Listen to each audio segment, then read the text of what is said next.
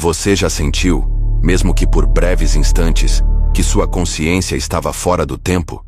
Como se a realidade ao seu redor parasse e uma presença maior, mais sábia, assumisse as rédeas por você? Talvez tenha sido num momento de profunda emoção, ou naquela pausa silenciosa entre um pensamento e outro. Nesses instantes, algo acontece.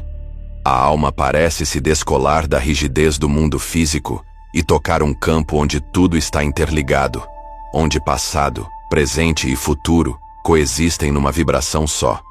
Esse fenômeno, que muitos chamam de salto quântico da consciência, não é apenas uma metáfora espiritual.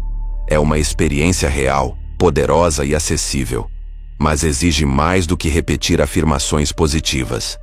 Exige atravessar camadas de densidade emocional que muitas vezes preferimos evitar. A ciência, pouco a pouco, começa a se aproximar daquilo que místicos já sabiam há milênios.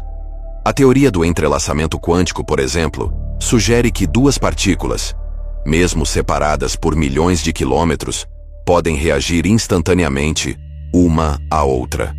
Edgar Cayce, muito antes disso ser descrito em laboratórios, já afirmava que todos os seres estão conectados por um campo de consciência, onde o tempo não é linear.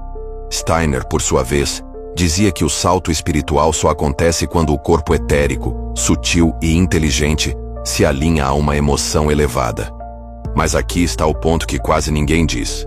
O salto quântico da alma não acontece num momento de euforia cega. Ele não é uma fuga do corpo, nem uma escapatória da dor. Ao contrário, ele é um atravessamento consciente da dor, uma transmutação da densidade emocional acumulada ao longo de vidas. Existe um mito moderno que vende o salto quântico como um estado instantâneo de felicidade plena, alcançado com práticas rasas e rápidas. E é justamente esse mito que mais nos afasta da verdadeira experiência. Imagine que a alma é como um balão preso a uma pedra. O balão quer subir, quer se expandir, quer tocar outras dimensões. Mas a pedra, feita de traumas, memórias congeladas e medos não digeridos, o mantém atado ao chão.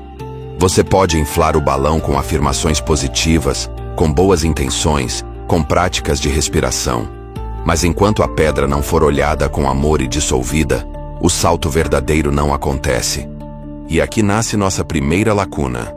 Se a alma está pronta para o salto, mas está ancorada por cargas emocionais, como podemos liberar essas âncoras sem nos perder nelas?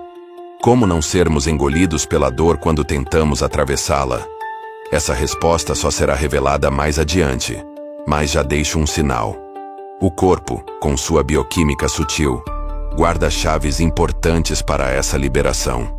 Enquanto essa pergunta fica em suspensão, quero te dar uma recompensa parcial. Na próxima vez que sentir tristeza, raiva ou medo intensos, em vez de reprimi-los ou tentar se distrair, experimente algo diferente. Respire profundamente. Toque o centro do peito com uma das mãos e diga suavemente: essa emoção é uma mensageira. Eu escuto. Eu acolho. Ao fazer isso, você desativa a resistência que mantém a dor congelada. E nesse momento, ainda que você não perceba, uma pequena liberação ocorre, como uma rachadura na pedra. Mas isso é só o início. Porque o verdadeiro salto quântico acontece quando o corpo físico se alinha ao campo sutil por meio de emoções nobres, especialmente aquelas que liberam substâncias específicas no cérebro e no coração. Entre elas, a dopamina e a oxitocina.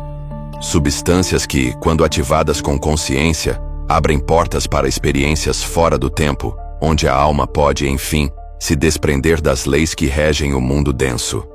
Na próxima parte, vamos explorar exatamente como isso acontece.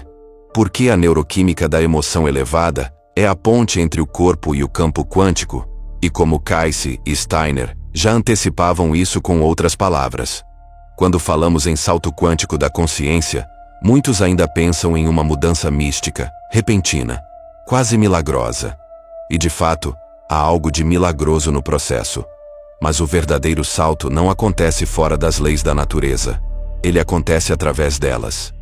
E isso inclui o corpo, a mente e, principalmente, as emoções. Dolores Cannon dizia que o corpo humano é uma antena quântica perfeita, capaz de captar e transmitir frequências muito além da percepção ordinária. Mas essa antena só se ativa quando o sistema está vibrando em estados de coerência emocional. E aqui entram dois mensageiros silenciosos, mas poderosos: a dopamina e a oxitocina. A dopamina, muitas vezes associada ao prazer imediato, tem uma faceta mais profunda quando é liberada não por distrações externas, mas por insights verdadeiros. Quando você compreende algo que a sua alma vinha tentando te mostrar há anos, e de repente tudo faz sentido. A dopamina se ativa não como excitação, mas como clareza. É ela que abre o campo mental para a intuição, para a reorganização de crenças limitantes, para o alinhamento espontâneo com possibilidades antes invisíveis. Já a oxitocina, conhecida como o hormônio do amor e da conexão, é liberada em momentos de ternura, perdão, compaixão e entrega. É ela que permite que o corpo relaxe, que o coração expanda e que a alma se sinta segura o bastante para se soltar das estruturas rígidas do ego. Segundo Steiner, o corpo etérico só se descola do plano físico quando há uma vibração de entrega amorosa, nunca por força ou imposição mental. E aqui nasce nossa segunda lacuna. Se emoções elevadas liberam substâncias que favorecem o salto quântico, como podemos cultivá-las sem depender de circunstâncias externas? Afinal, muitos esperam sentir amor, gratidão ou conexão apenas quando algo bom acontece. Mas o salto só acontece quando essas emoções são cultivadas de dentro para fora, independentemente do que está acontecendo ao redor. Para responder a essa pergunta, quero te conduzir por uma pequena prática. Feche os olhos por um instante, respire fundo e traga à mente a imagem de alguém por quem você sente gratidão. Pode ser uma pessoa, um animal, uma memória. Deixe essa imagem expandir dentro de você. Agora, toque suavemente o centro do peito e diga internamente: obrigado. Eu sinto. Nesse momento, seu coração começa a gerar um campo eletromagnético mais coerente, mais organizado. Esse campo se expande e começa a influenciar o funcionamento do seu cérebro, do seu sistema nervoso e até das suas células. A ciência chama isso de estado de coerência cardiorrespiratória. A espiritualidade chama de estado de abertura do portal interno. Quando você repete esse gesto, dia após dia com sinceridade, você começa a criar um ambiente químico interno, onde o salto se torna possível. É como se as pedras que mantinham o balão da alma presas ao chão começassem a dissolver-se naturalmente. E aqui está o que Kai se chamava de momento de simultaneidade vibracional. Aquele instante em que sua mente, seu corpo e sua alma vibram juntos em uma mesma frequência. Nesse instante, a alma se descola, não como uma fuga, mas como uma expansão. Você acessa memórias de outras vidas, compreende padrões que antes pareciam aleatórios, enxerga caminhos novos com nitidez. E por breves segundos ou minutos, o tempo se dobra. O espaço se dissolve. Você entra no campo unificado da criação. Mas aqui vem uma advertência amorosa. Esse estado não é permanente. Ele não é um lugar fixo para onde você se muda, mas sim uma frequência que você visita quando está alinhado com sua verdade mais profunda. E quanto mais você pratica, mais fácil é acessar. Contudo, ainda falta uma última peça para que o salto seja completo. Porque mesmo após sentir o descolamento da alma das leis da física, é preciso aprender a integrar esse estado à vida cotidiana. De que adianta visitar o campo quântico se, ao retornar, você continua preso aos mesmos padrões emocionais de sempre? Na parte final, vamos descobrir como sustentar a expansão após o salto, como viver a partir da nova vibração e como tornar esse estado um eixo da sua realidade, sem perder os pés no chão, mas também sem jamais esquecer do céu. Agora que a alma tocou o campo unificado, agora que você experimentou a expansão que acontece quando dopamina e oxitocina fluem como chaves internas, resta um desafio silencioso, mas fundamental. Como viver depois do salto? Como manter o alinhamento quando o mundo insiste em puxá-lo de volta para as velhas narrativas, para o medo, para a pressa, para a reatividade? Dolores Cannon sempre dizia: o salto não é o fim, é o portal. E esse portal só se mantém aberto se você aprender a ancorar a nova vibração na rotina mais comum.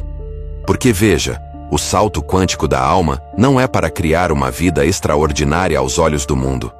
Ele é para criar uma vida profundamente significativa aos olhos da sua própria consciência. Steiner falava disso com clareza. Após a alma acessar dimensões superiores, ela precisa reencontrar sentido nas ações mais simples. Lavar a louça se torna um ato de presença. Cuidar de um ente querido se torna um ritual de amor. Caminhar na rua se torna uma meditação em movimento. É aí que o salto se transforma em encarnação. Quando o novo estado não é mais uma lembrança do que você sentiu, mas a forma como você age, decide, fala, pensa. E aqui está o segredo. A vibração que você sustenta depois do salto é mais importante do que o salto em si. Porque muitos tocam a expansão em estados alterados de consciência, em rituais, em momentos de êxtase. Mas ao voltarem, esquecem o que viram. Perdem o eixo.